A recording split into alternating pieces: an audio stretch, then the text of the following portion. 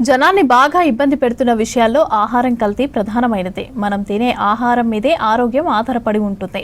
అలాంటి ఆహారం కల్తీ అవుతోంది. ప్రతి వస్తువు కల్తీ కావడంతో అనారోగ్యం పాలవుతున్నారు జనాలు. అందుకే ఈ పరిస్థితిని మార్చేందుకు Hyderabad CP Sajjanar master plan వేశారు. అదేంటో తెలుసుకోవాలంటే లెట్స్ వాచ్.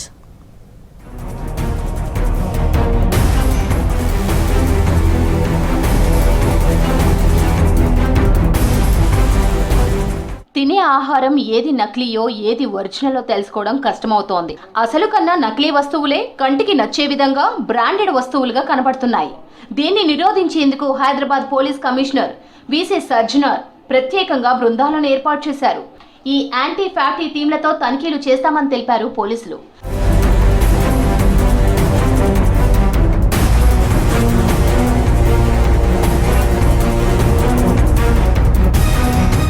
మార్కెట్లో నకిలీ వస్తువులు పెరగడంతో గతంలో కల్తీ ఆహారంపై దాడులు చేసింది ప్రభుత్వం.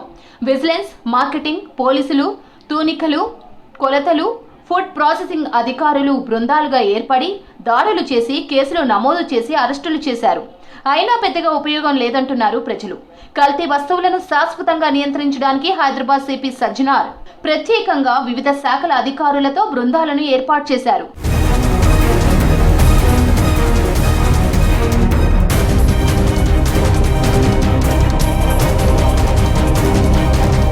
హైదరాబాద్, మల్కాజ్గిరి, సైబరాబాద్, ఫ్యూచర్ సిటీ ప్రాంతాల్లోని శివారు ప్రాంతాలను కల్తీ కేటగాళ్లు తమ అడ్డాలుగా మార్చుకున్నారు.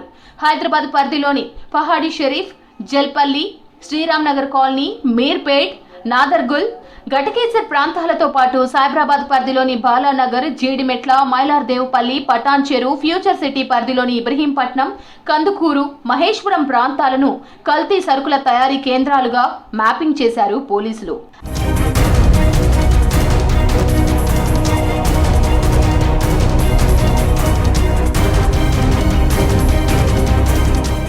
యాంటీ ఫ్యాటీ టీంలలోని ప్రతి బృందానికి డీసీపీ నేతృత్వం వహిస్తారని తెలిపారు సిపి సజ్జనార్. శివారు ప్రాంతాల్లోని అన్ని పోలీస్ స్టేషన్ల పరిధిలోని అడ్డాలపైన 24 గంటలు నిఘా పెట్టామన్నారు. నకిలీలు తయారు చేసే వ్యాపారులపై ఉక్కుపాదం మోపుతామని హెచ్చరించారు సిపి సజ్జనార్.